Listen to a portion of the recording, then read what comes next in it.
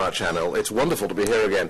Just looking out of the window, this is the city with the most skyscraper city with the most remarkable, I don't know what you call it, skyscape in the world. It's by far the most beautiful American city, I think. And I say that I'm pretty picky about cities. Thank you, Anil. I'd like to spend half an hour just talking about how much I owe Anil. I don't think you'll ever appreciate how much I owe you, but I'm immensely grateful to you for it. Now look, so what I'm going to talk about is precisely this question. And I am concerned that they've got the answer wrong. So this is a balanced question. And Anil, the way he summed it up, I don't know whether it was deliberate, he absolutely walked into the trap that I think many economists walk into, which is, do we want a central bank that is independent from politics? To which the answer is yes, absolutely yes. But how about another question?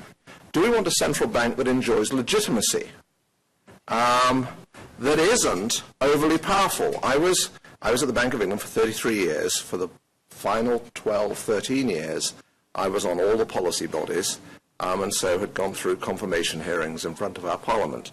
By the end of my term of office, the Bank of England was responsible for monetary policy, regulatory policy, for lending to the banking system, and none of us had been elected, and yet we couldn't be given instruction by the executive branch of government. This is kind of bestowed power, but it's power that cuts you off from political influence. And my goodness, the population is at times uneasy about that concentration of power. So I would feel much more comfortable if that distribution was either concentrated in uncertain, don't know, would like to know more, or kind of symmetric around uncertainty. And this is what I'm going to talk about, because I think we've got a bit of a problem. Let me find my slides.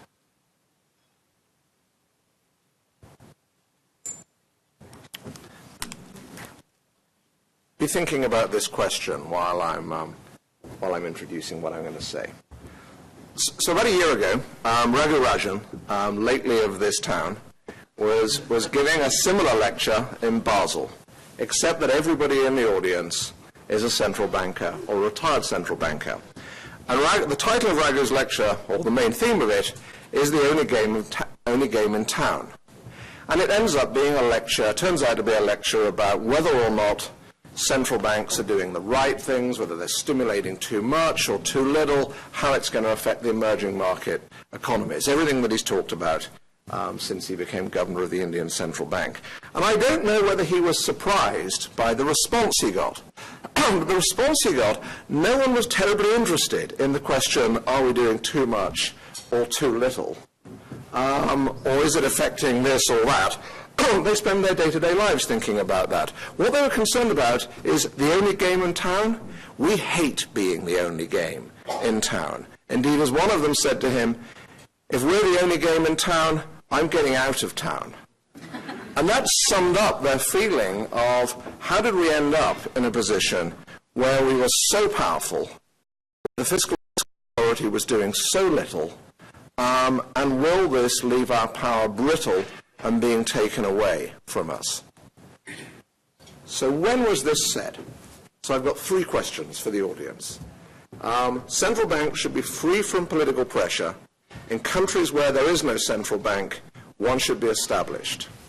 Has anyone got an idea when that was said? Sorry? No, but not a crazy guess. Anyone else? Get it warmer. So it was said after the First World War. After the First World War, there was a series of conferences organized by the then League of Nations, which of course after the Second World War became the United Nations, in Geneva in Italy and in Brussels. And this affirmed the importance of central bank independence and indeed of balanced budgets and the gold standard. Next question.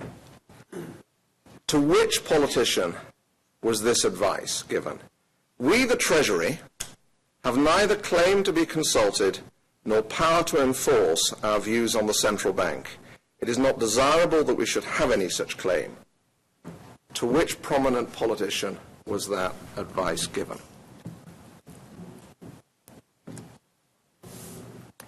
Come on. Everyone can think of a prominent politician, at least one. No? Churchill, when he was Chancellor of the Exchequer in the United Kingdom in the interwar period. The point of the two quotes is that shortly afterwards, central banks lost all of their powers. Pretty well all of them. The last time they were this powerful was in the run-up to and after the First World War. Montague Norman was the most powerful central banker in the world at the Bank of England. The second most powerful, Benjamin Strong, was in New York. They really did stride the globe. They were the first internationalists in many respects. Absolutely all of their powers had gone by the 1930s because of the scale of the crisis that they were somehow associated with. And then in our own age, central bank independence has become fashionable again. But sometimes a legislature, a Congress, a parliament around the world has said that a central bank is independent, and yet the governor or chair of the central bank board surrenders that independence to the executive branch. So which president are we talking about here? This is the chairman of the Federal Reserve to the President of the United States in the run-up to an election. This is the chairman of the Federal Reserve. Time is getting short. We want to get this economy going. Which president? No. Sorry? No. Richard Nixon. In fact, one of the reasons we know about this is because of the Nixon tapes. You're all interested because of the burglary and the cover-up. Wonks like me are interested in the bits about when Arthur Burns goes to see him. It is absolutely shocking. And what's shocking about it is not just, oh my goodness, Arthur Burns was prepared to use the power of the bank to create a potentially inflationary boom, which he did, and inflation was a massive problem during the 1970s. That's a kind of technical concern that economists would be bothered about. I think we should be bothered as citizens about this. Who the hell did he think he was? Congress had told him he was independent. Congress had told him he's independent. He gives it away. Happens to have been a Republican president, but it could have been a Democratic president. He gives the independence away. And the reason I'm saying this is because it's a hell of a thing for a parliament or a Congress to say, you guys, women, you're unelected, but we'll give you all of this power. And you have to harvest that power and use it carefully, but it's yours until they take it away from you. And only they can do that. Now, central bank independence is controversial. This is a view from the left. Kathleen McNamara is a kind of sociologist, political scientist at Georgetown University. Independent central banks solidify a specific set of ideologies and partisan positions which favor certain groups in society over others. The value at the core of the delegation are neoliberal. She probably has this town in mind. Whoops. And from the right, from this town, Milton Friedman, in a letter to Stan Fisher. The two most important variables in their loss function, the central bank's loss function, are avoiding accountability on the one hand and achieving prestige on the other. Anil's question at the beginning is perceived by the populist right in this country as a desire to avoid accountability. No taxation without representation, no power without accountability. Here's why these issues are current now. So here's the simplest, purest view of what a monetary policy institution does. It sets an interest rate in the financial markets in order to influence the path of the economy. It sets that interest rate by buying treasury bills. the shortest, least risky obligation of the federal government, and it pays for them with central bank money, which bears zero interest in this simple story. Now, obviously, the interest rate that they set overnight or for a week isn't going to affect the economy very much, and so what they try and do is convey how they're going to set their interest rate over the coming months and years in the light of what happens in the economy. This is very parsimonious, it's very pristine. You do one operation in financial markets and you talk a lot to try and convey your reaction function. So what have they been doing? Well, they've been lending to liquidity-stricken banks, they've been lending to non-banks, they intervened in markets to underpin liquidity, they subsidized credit to particular sectors, they bought risky assets, and some people would say this is fiscal policy. Some people would say, how did we drift away from that narrow conception of central banking? Yes, we've given them great power, but it's in a very tightly defined zone. How did we drift into all of this, where they're effectively, the critics would say, substituting for the fiscal authority, substituting for Parliament or for Congress? And while central banks may have rescued the world, I think they did avoid a repeat of the Great Depression. This issue is going to come back again and again. Now, people have thought about circumstances in which power can legitimately be delegated to unelected bodies, to independent bodies. And so by an independent body in this country, I don't mean something that is part of the executive branch in a technical sense. It's not under the president's control. It's independent. Alberto Alesina and his colleague Guido Tabellini, they have some papers where they say these are the circumstances in which it's reasonable to delegate something. When society's preferences are stable, when the goal can be specified, that can be done for monetary policy, 2% inflation on average. Where there's a problem of making credible commitments to stick to a policy regime, that's definitely met with monetary policy. My story about Arthur Burns is about trying to pump up the economy for President Nixon to win the 1972 election on the back of people feeling good. Where the area is so technical that it's quite hard for the people to hold the executive branch to account through the ballot box, because they'll be voting for lots of things at once, lots of policies at once, and will they really be able to discern whether the executive did a good job or not? And finally, this is tremendously important, although I'm not going to talk about it this evening, that there be none of the choices turn on first-order distributional issues. And that's about whether to delegate. And I think it's a good list for what it's worth. I'm as interested in how you delegate. And I think a good delegated regime has 4 attributes. First of all, there is a statement of purposes, goals and powers, and a delineation of the boundaries so that it's clear, the zone of independence is clear. And I think the purpose, the goals and the powers, as far as possible, need to come from the legislature themselves. Then I think the agency, and I'm not just talking about central banking now, I'm talking about independent agencies in general. I think the agency should articulate principles about how they will use the powers that they have been given. Third, I think they need to be sufficiently transparent that the legislature on behalf of the people can hold them to account. And actually they're doing 2 things. They're kind of holding the regime to account. Do we want to change the regime or not? Which is the responsibility of the executive branch and the legislature itself. And then secondly, you want to hold the central banks or the independent agencies' stewardship of the regime to account. I think, by the way, that the Federal Reserve legislation regime is flawed in this respect. And finally, you want to lay down in advance what happens when you reach the boundaries. When you run out of things that have been specifically delegated, what then happens? Do they just make it up, or do they stop? And you can't envisage every single contingency, so in my book you have to have some kind of procedural solution. But it's clear in advance who will determine what happens next.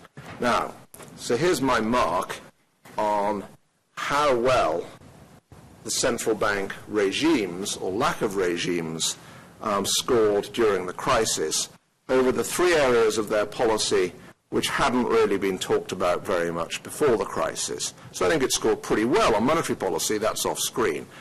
So the three things they did: they provided lender of last resort assistance, that's liquidity finance here. They changed their policies around banks, and they did credit policy, by which I mean trying to influence the allocation of credit across the economy. Well, there was absolutely no regime for credit policy whatsoever. I think that on every single count of what a legitimate regime would look like, they score close to zero on that. I'm giving binary scores here, but I think actually it would be score close to zero.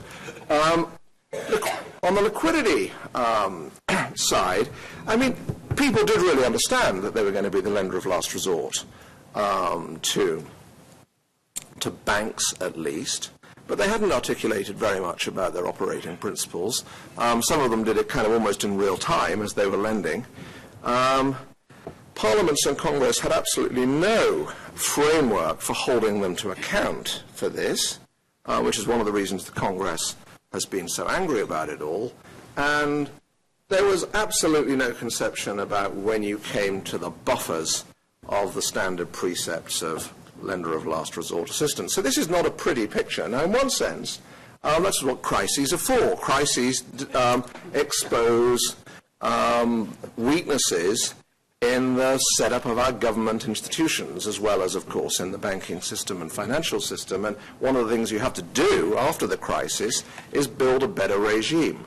So let me take a step back a bit, because you might think in response to that, well then, it's just too much. We can't have these people doing all of these things, especially now I've retired, for God's sake.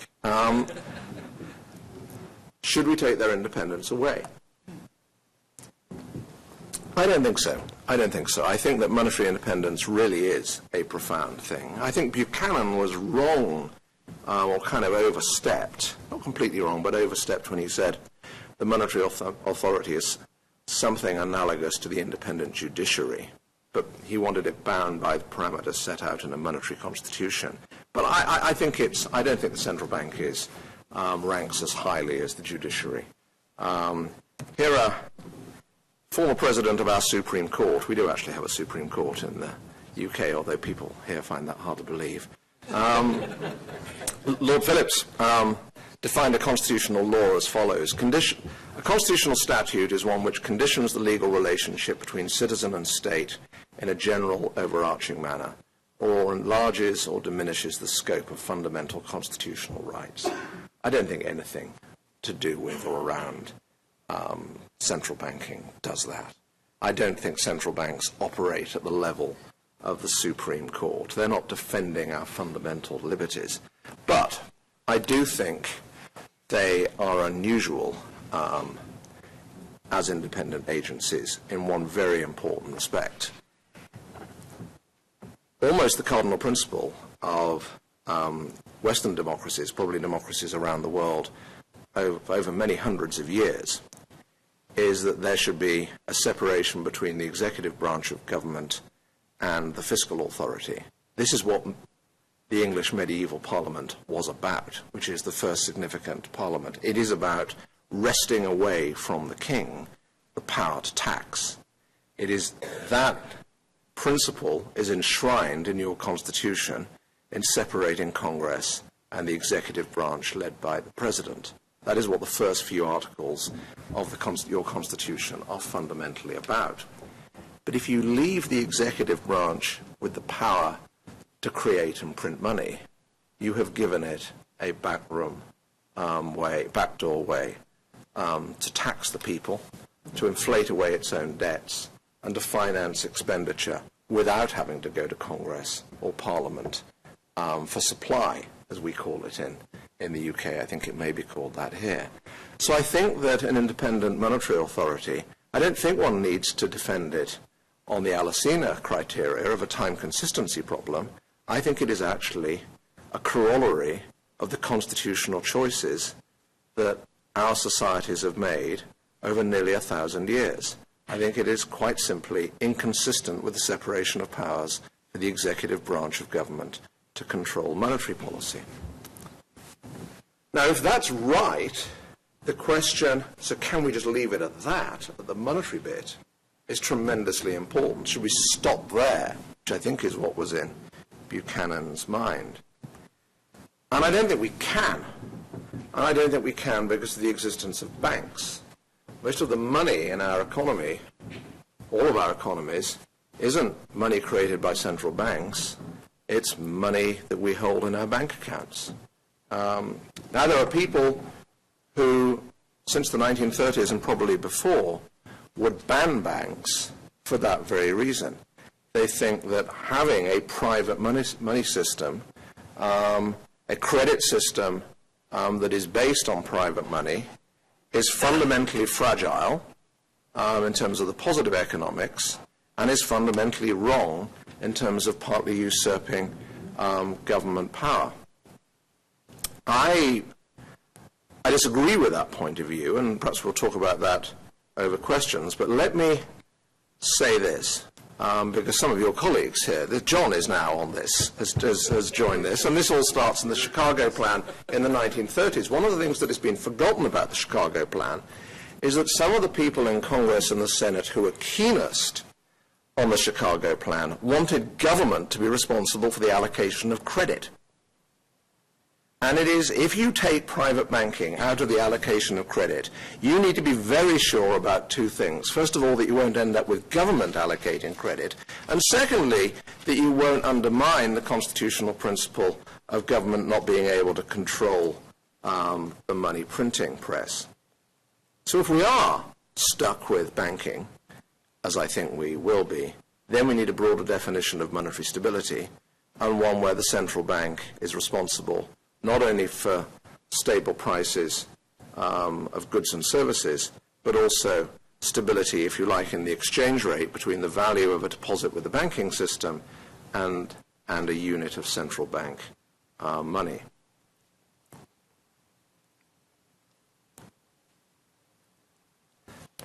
Let me say something briefly about three types of central bank operation, and to illustrate how controversial they are, I'm going to start with lender of last resort. So remember, this is the one that everyone accepted the central bank should be the lender of last resort. So here's Thomas Humphrey. He actually works for the Federal Reserve. I find this rather remarkable, but it just shows that it's a good Catholic institution.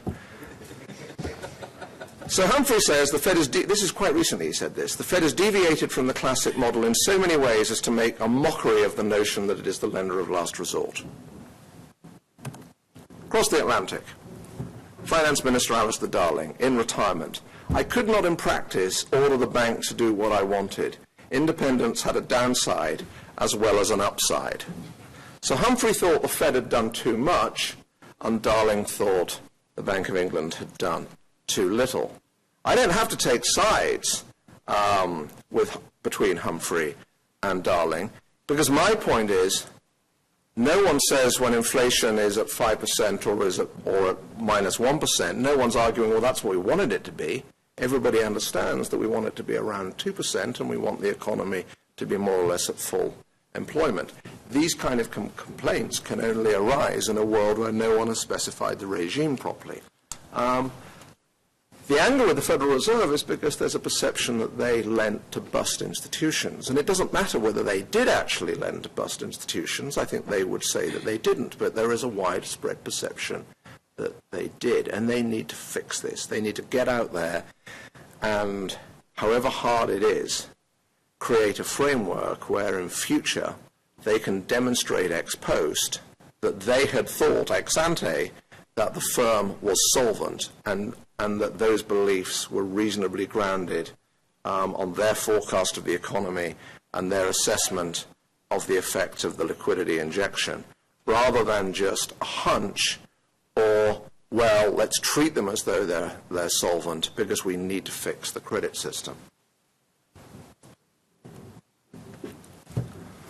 People have been talking about lender of last resort for about, well, 250 years, actually. The classic texts are all in the 19th century. And lender of last resort works on the basis that you can have a liquidity crisis and the problem is going to be within firms. It's going to be within banks or near banks. But actually what we discovered in the recent crisis is that you can have a problem in markets as well, that markets can fundamentally dry up, and if the banking system is weak enough, frail enough, it can't substitute for those markets. So guess what? The central bank stepped in and acted as market maker of last resort. And this is tricky business. I designed one of these schemes, and I think it worked. In fact, it worked really well. It did work quite well, actually. But we were taking risk, because whereas when you lend against collateral, you can take more collateral. If you think your counterparty is weakening, you can make them give you more collateral. You've got a claim on the firm and a claim on the instruments. When you're market maker of last resort, you've just bought this thing outright in a one-off transaction. You've got some upside, but you've got the downside as well. If you lose money, the losses go to the taxpayer. That's where they go. Every single loss that a central bank makes or takes, it gets transferred to the taxpayer. That's the only place it can go. They either pay lower seigniorage to the fiscal authority, or alternatively they ask for their accounting capital to be topped up. But the loss gets transferred. It doesn't stay in the central bank. They can make the loss go away by surrendering their fundamental mandate and inflating away some of the burden of the government's debt, but that's like transferring a loss to the government and cheating on monetary policy so as to give the government a gift to make up for the loss. So this all comes back to the taxpayer, and therefore, if central banks are going to act as market maker of last resort, parliaments and Congress had better decide whether or not this is okay, and central banks had better articulate how they're going to do it. But here's the hard case. The hard case is you go out and buy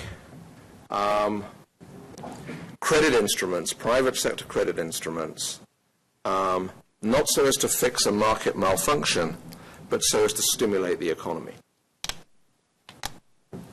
And the Fed hasn't quite done that, but it has favored mortgage credit over credit to the business sector. The reason it hasn't quite done it is that the instruments that it's bought are guaranteed by the federal government. And you can make a pretty good case that this should be being done by the fiscal authority, not being done by the central bank. You are in the business of allocating credit, and you are taking first-order risk of loss. And you think about how far we've traveled now from my pristine and parsimonious view of central banking. And maybe this is the only thing that can be done to revive the economy. Maybe it is a sensible thing to do. But if we are going to allow our central banks to do this kind of thing, then we should have mapped out the regimes in advance. Or, in a crisis, we should at least get parliamentary or congressional approval for them. Or they should be endorsed by the President or the Prime Minister, who takes it upon himself or herself to be accountable for the politics of what is going on. And at that point, of course, this great divide between the monetary authority and the fiscal authority has become very narrow indeed. But in a crisis, the divide is very narrow indeed. So you imagine that the interest rate is at zero, which it is, and it has been for some years. And imagine that you decide that you're going to try to stimulate the economy by buying long-term government bonds. So I've just avoided all of those questions about allocating credit and taking loss. I'm no longer doing fiscal policy. I'm just injecting money into the economy, and I'm doing it by buying the least risky thing in the economy, a government security.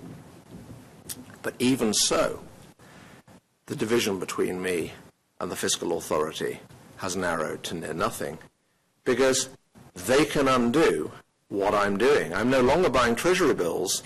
I'm buying long-term government securities, and that's pulling down the yield on those securities, and that's the point of doing so. And so they have an incentive to change their debt management strategy, issuing more long-term debt and less short-term debt. I mean, they have a real incentive to do that because it will save them money. But by doing so, they start to neutralize what the central bank has done. They've pushed the central bank back to the economic equivalent of just buying some treasury bills, which is pointless because interest rates on treasury bills are at zero. Now, guess what? That's what happened in this country. Absolutely extraordinary. In the first, I don't know how long it went on for, but in the first few years of quantitative easing in this country, the US Treasury did lengthen the maturity and duration of its debt. When I first discovered this, I actually couldn't believe it, but it is definitely true. And when you ask people about it, and they don't like being asked about it very much, which is normally a good sign that you're onto something, they say it was very tricky because about independence. Well, I'll tell you what we did in the UK. In the UK, before we started, this is in the early months of 2009, great crash in late 2008, we've got interest rates down to near zero. What are we going to do next? We wanted to do quantitative easing. The Bank of England agrees with the government two things: that if the Bank of England does quantitative easing, it will decide how much and when. Secondly, that the government will not change its debt management strategy at all in the light of what the central bank does. And actually, its debt management strategy had been sufficiently stable that any changes could be observed. And thirdly, that the government would indemnify the Bank of England against losses. And Mervyn King, the then governor, and I had actually talked in 2003 or 2004 about how if ever you were at the zero bound, that's what you'd have to do. That you can hold on to your independence in the sense that you are making all the decisions, but you can't any longer pretend that you're in some kind of parallel universe. You need them to agree that they are not going to offset what you did. Let me bring this to a close. When central banks, fiscal authorities finally get back to something that resembles normal, I think that they need to be very clear about the principles that will guide the use of their powers.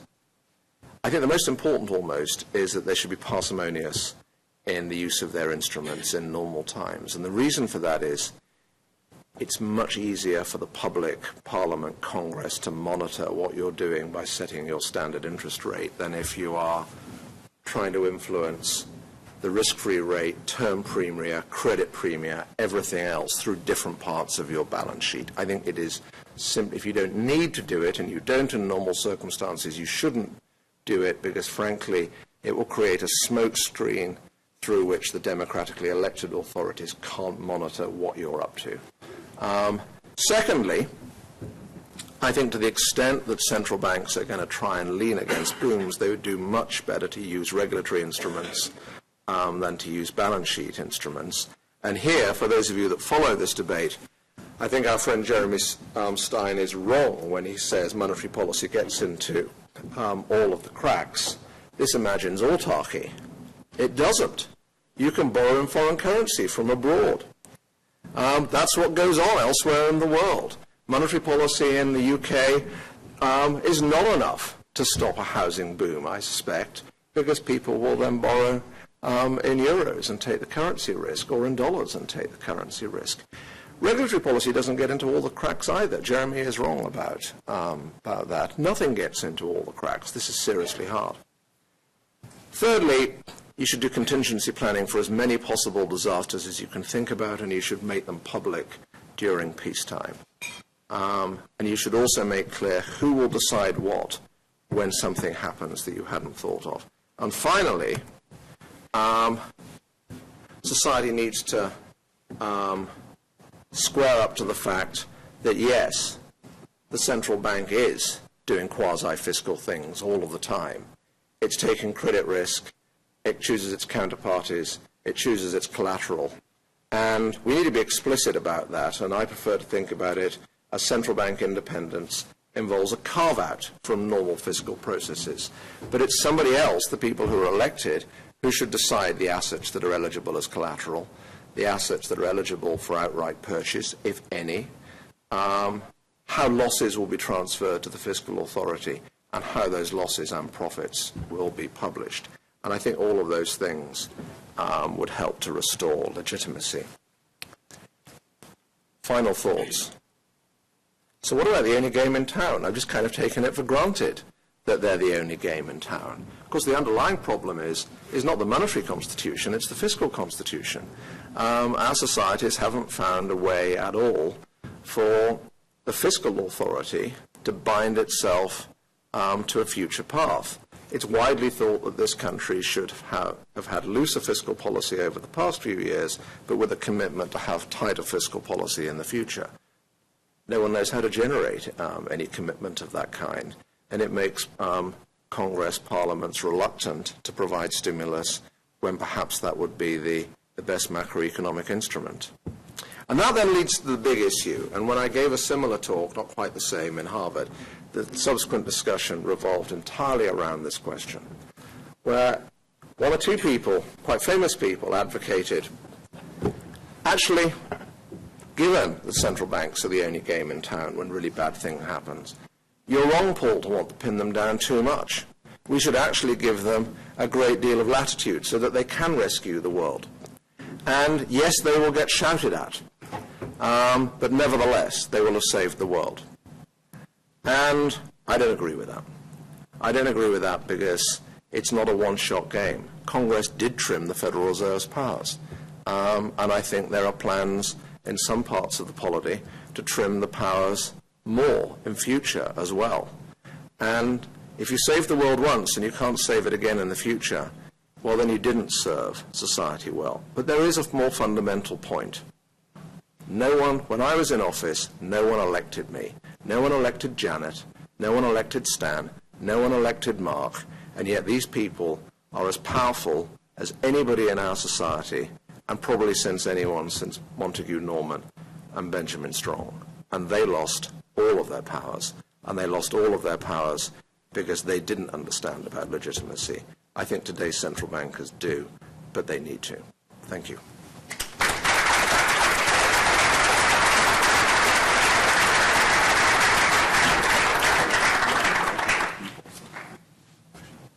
Okay.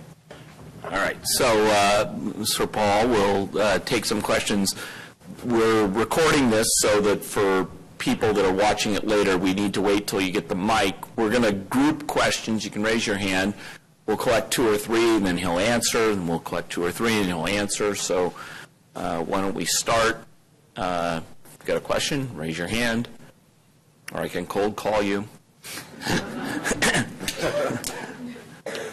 Okay, over here, there's a question. I believe you said at the very end of your speech that Congress had constrained the powers of the Federal Reserve. Did I hear you correctly, and could you tell us exactly how Congress did do that? Because I'm not aware of what you're referring to. Good. Any others? You guys they've been out drinking. It's Thursday. Come on. All right, go ahead, start that. Before the crisis, the Federal Reserve was free to lend to any bank bilaterally or through a market-wide operation, and they were free to lend to any non-bank if a majority of the Board of Governors concluded the circumstances were unusual and exigent. They can now lend to, well, for banks to start with, any bilateral lending, the identity of the borrowers has to be published within 2 years. Some people think 2 years is quite short. Secondly, if ever they were to lend to non-bank financial institutions again, they can't lend bilaterally at all. It has to be entirely via a market-wide facility. And as well as a majority of the Federal Reserve Board voting for it, the U.S. Treasury Secretary has to approve it, having consulted the President. So it's been trimmed back a bit, less than some wanted to. Some people are very concerned about this. Some people don't think it matters. My point was that it was symptomatic of what can happen when people think you've gone too far. The other thing that's worth mentioning is that the original Senate version of the Dodd-Frank, what became Dodd-Frank, so the Dodd version of the bill, removed prudential supervision from the Federal Reserve completely. Chris Dodd couldn't get that through.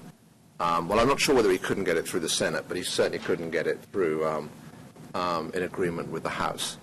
So that fell. But nevertheless, it was indicative of the extent to which people were fed up with the Federal Reserve.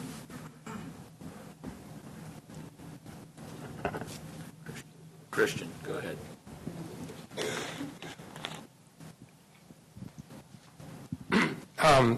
I'd be curious, given that you've been quite frank in terms of your views about the Federal Reserve, I'd be interested in your view on, you said the Federal Reserve didn't go quite so far to do credit policy.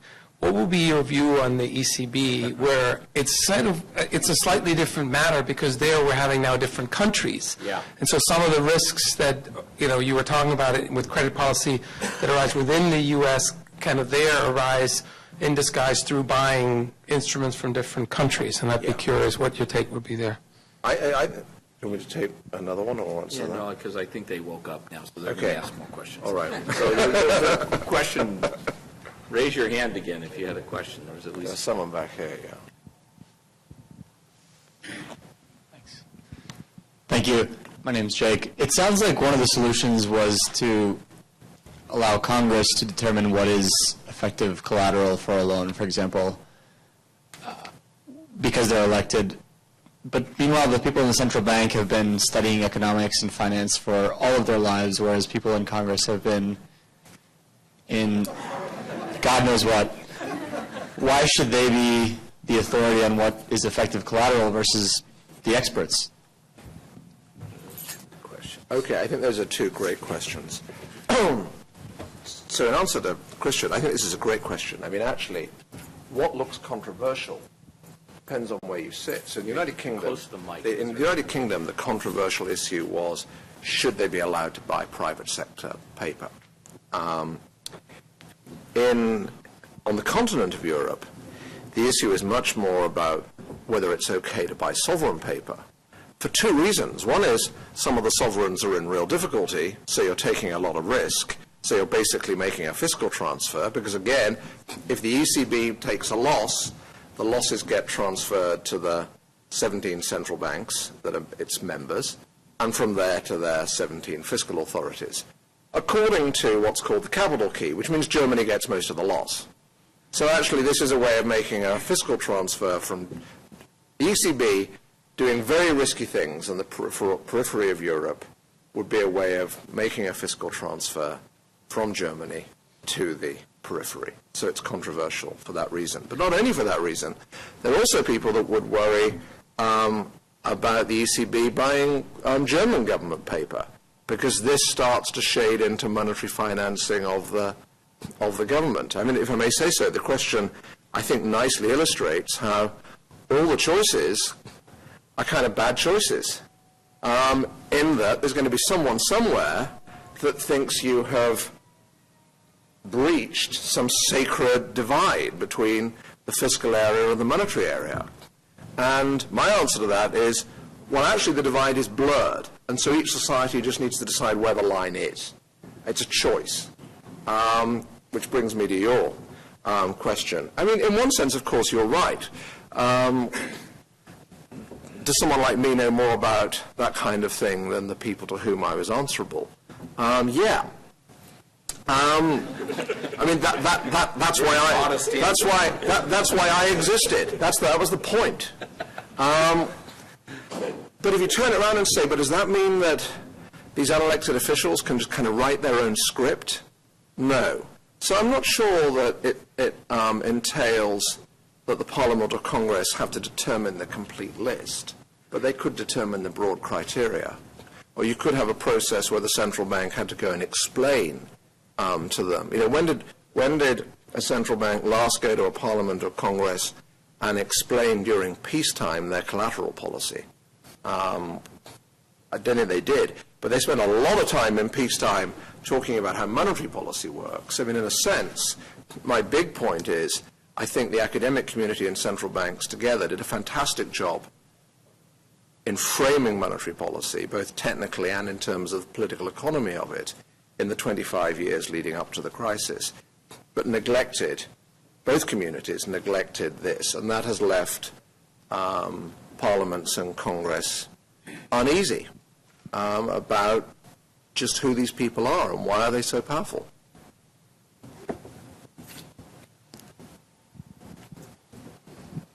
You mentioned Stan Fisher a few times. Can you describe what you think his impact will be on the FOMC in light of the issues you highlighted, as well as just in general in terms of their decisions going forward? Okay. There's another question. Just curious about what is your take on the effects of the QE and the massive QE that we've seen over the past few years in terms of future inflation risks? In the States or elsewhere in the world or everywhere? Especially in the States, but also in Europe. Yeah. I don't think I'm going to make predictions about what individuals are going to contribute in public life. I hope Stan gets lots of opportunities to sit in front of Congress and explain. It's actually, testimony it can be the most uncomfortable part of what one does, but it is the true privilege in what one does. It really is. On QE, I would say this, of course, because I was one of the people that was voting for QE in the UK for a long time. I thought the people that were saying right from the beginning, this is going to lead to inflation. And some very serious people were saying that. I found it completely wrong-headed. You can have circumstances where there's not enough money out there. The banking system imploded. It is a great part of our monetary system. In a sense, what central banks had to do was create more of their own money to replace the broad money, the deposit money, that was being destroyed through their deleveraging of their balance sheets. Another way of thinking about the same thing is that you needed very, very easy monetary policy to ensure that aggregate demand just didn't collapse relative to the productive capacity of the economy. So the risks were of deflation, not of inflation. Now, of course, as economies recover, they will have to take that monetary stimulus back. I mean, that's what the debate is about now on both sides of the Atlantic, or in the US and the UK, at least. Now, if they leave it hopelessly too late, I'm sure they won't, but if they were to, well then yes, then you would get an inflationary effect. But that's kind of normal monetary policy in a sense. And I hope at some point they start talking about it as though it's a more normal process and not something extraordinary. So for Barry.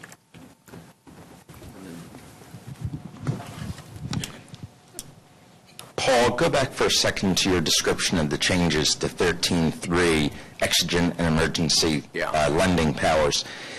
Maybe I'm thinking about this a little bit narrowly, but it seems to me that to some extent the requirement on the part of the Fed to exercise those powers, particularly as it relates to non-banks, of going and getting the Treasury Secretary and the President's, sign-off in effect, isn't that part of the type of linkage that you're advocating between the monetary authority and the fiscal authority, particularly since it might end up down the road with losses? It is. I think that provision is fine. And actually designed a similar provision in the UK in early 2000s, which was essentially the UK setup is if the central bank goes beyond its published framework, then it has to get the consent of the finance minister. If it is within its published framework, it has complete freedom. I think that's good, because I think you're then saying, well, so if we're just starting to make stuff up, because it would have been in our published framework had we thought of it, then actually going to someone who's been elected is a good thing to do. I think the other part of the amendment is potentially more tricky, which is that they can now only lend to non-banks via market-wide facilities rather than one firm. So imagine you get one absolutely gigantic firm that gets into trouble, a liquidity trouble, it hasn't got a solvency problem. Want to use a name? No, I could push you off the thing again. And those are circumstances in which somebody should decide to lend to save the world, assuming it's solvent. And they are faced with contriving a market-wide facility to lend to one firm. And then the worst case is, what if no one knows that the firm has this liquidity problem? And then that is requiring them to do an overt operation rather than a covert operation. And people here will remember Northern Rock. The problem with the Northern Rock operation is that it was overt. If it had been covert, there wouldn't have been a run. And so I think there is a potential vulnerability in where they're left post Dodd-Frank.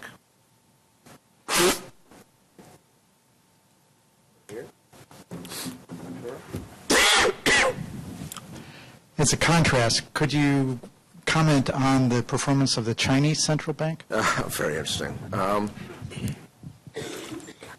What the Chinese central bank is now...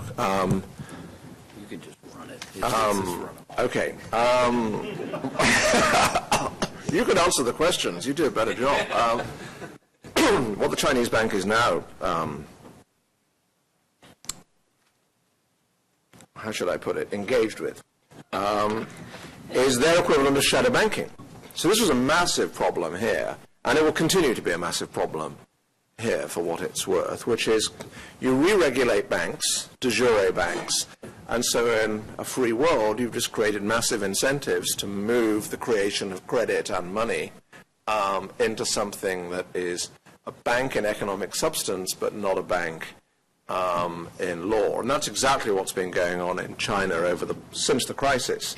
They weathered the crisis as well as they did, partly by allowing a massive credit boom to occur across the country. They have now got to rein that back in. And whereas everything I've talked about is a mixture of technical economics and, if you like, constitutional politics, their variant of this is the balance of central and regional power. It's more like Argentina has a variant of this in the fiscal front. The federal government in Argentina can never quite control the debt of the states of Argentina. China has this challenge of how can it rein back the shadow banking system in the far-flung parts of the empire, which is why, extraordinarily, I think, this very technical area will end up being linked to the extent to which the new leader, Xi, has concentrated power to himself at the center. And I think actually we will find that his war on corruption, which he's pursuing to underpin the party, will end up being connected to dealing with their credit bubble, because credit, land, exuberance is often associated with corruption with a small c, and I'm no expert in China, but I suspect two of the great planks of his policy will end up being one and the same. Yeah. Can you hear me? Yeah. Yes. This is slightly off topic, but if I may, financial flows across the world have gotten so large that they can cause distortions in the FX rates, very quick distortions that may cripple an entire export sector, particularly within emerging markets. And I don't know if you could talk about what you think should be the responsibility of central banks in this scenario. Well, it's a great question, if I may say so. And it's one where I think this country in particular needs to be open about accepting that the path of monetary policy in this country ripples through the rest of the world. And whereas these countries used to be very fast-growing but small, they're very fast-growing and big. And therefore, in aggregate, to the extent that monetary policy in Europe or America really screws them up, we're going to end up paying part of the price for that locally. So, and actually I will say this about Stan. Stan's breadth of vision about the international economy, I think will be an asset for the Federal Reserve on this kind of issue, both having been central bank governor in Israel and, of course, deputy managing director at the fund. For what it's worth, I think the best set of answers lie in the area that I just touched on very quickly, which is macroprudential policy. I suspect they can't do very much about the fluctuations in their exchange rates. What they probably can do is dampen or control the extent to which a massive inrush of capital loosens domestic credit conditions and pushes up domestic asset prices. At the least, they can, in the face of that, they can require their banking system, broadly defined, to be better capitalized. And that can kind of work a bit like a Pigouvian tax as well. If you say to the banks, well, for all of your short-term overseas borrowing, you need to hold more of it in zero-yielding central bank reserves or low-yielding local government debt. You both build resilience, which I think is the most important thing to do, and you can potentially affect incentives through the Pigouvian tax type effect. And that's happening, by the way. I mean, countries have been doing that.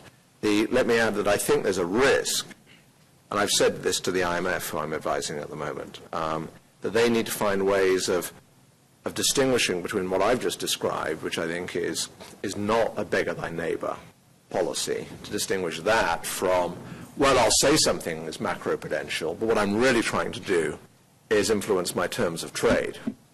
And that is a beggar thy neighbor policy, and I think that the fund need to find ways of making those discriminating judgments. Okay. Yeah. So you talked about making contingent plans. How feasible is to make a contingent plan that would work in every possible future state of the world? And if you encounter a state of the world that you didn't expect, how to react to that? You can't.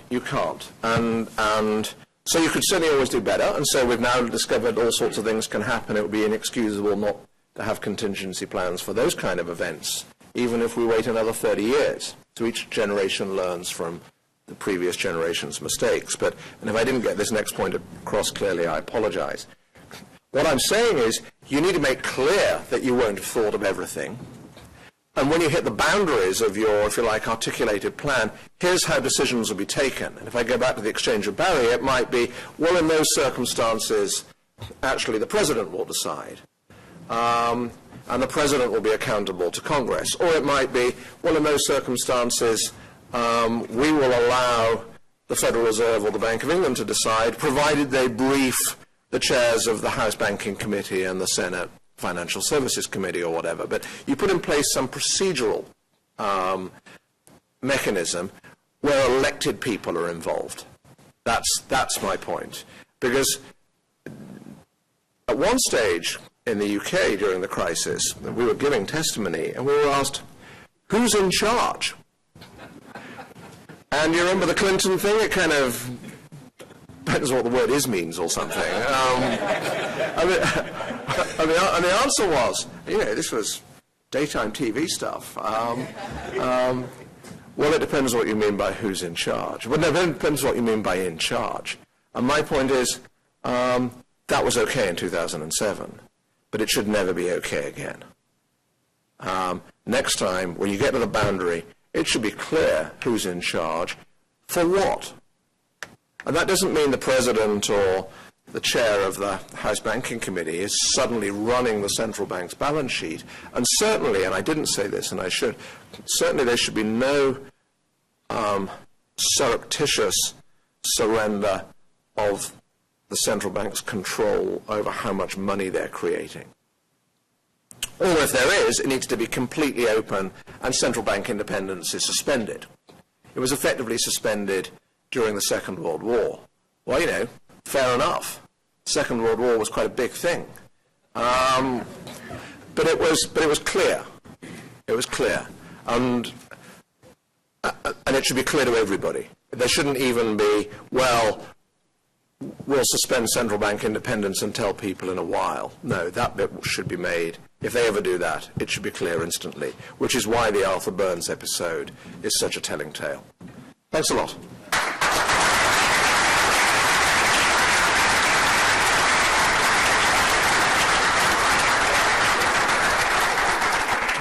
your talk was a little big thing, so thanks. We will see you back in the fall. Thanks for coming. Go to the IGM webpage, and you'll find out when our fall schedule gets announced. It'll be set over the summer, but thanks so much for coming out tonight, and we hope to see you back soon.